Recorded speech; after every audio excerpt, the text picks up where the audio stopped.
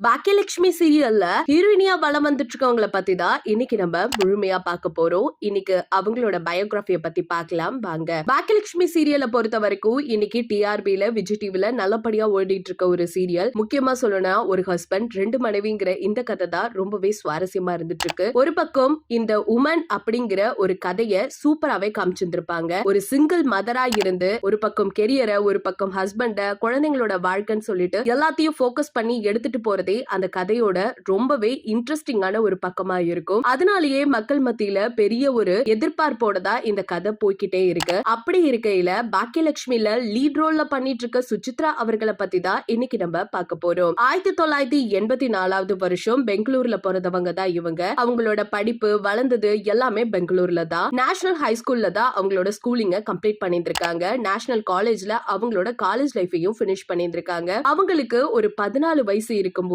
கன்னட நடிகரான உபேந்திரன் அப்படிங்கிறவரு ஏ movie அப்படிங்கிற மூவில நடிச்சிருந்தாரு. அந்த ஹீரோவுக்கு சிஸ்டரான ரோல் பண்ணிருப்பாங்க. அது மட்டும் இல்லாம அது அவங்களுக்கு நிறைய பேரும் புகழும் அள்ளி கொடுத்திருக்கு. அதை தொடர்ந்து சிவா, காட்ஃபாதர், எலிக்ஷன் அப்படின்னு சொல்லிட்டு நிறைய படங்கள் பண்ணினாங்க. 2019ல வந்து எஜமானா அப்படின்னு சொல்லிட்டு ஒரு மூவி பண்ணாங்களாமா. கிட்டத்தட்ட சொல்லணும்னா 15 மூவி கிட்ட இவங்க நடிச்சிருந்திருக்காங்களா. கல்யாணத்துக்கு அப்புறம் அவங்களால மூவில கான்சென்ட்ரேட் பண்ண முடியல அப்படிங்கறதுனால சீரியல் பக்கம் தள்ளப்பட்டாங்க. முதலா அவங்க நிறைய சீரியல் நடிக்கும் பொழுது பெரிய வரவேற்பு இல்லையா. அதை தொடர்ந்ததுக்கு அப்புறம் அவங்களோட ஆக்டிங் லெவல் பார்த்து நிறைய சீரியல் கிடைச்சிருக்கு. மாங்கல்யா, ஈஸ்வரி, அதுக்கப்புறம் காவிய அஞ்சலி அப்படின்னு சொல்லிட்டு சரி இவங்க கன்னடத்துல தான் நடிக்கிறாங்கன்னு பார்த்தா தெலுங்குலயும் வளம் வந்திருக்காங்க. பந்தம்னு ஒரு சீரியல்ல நடிச்சிருந்திருக்காங்க.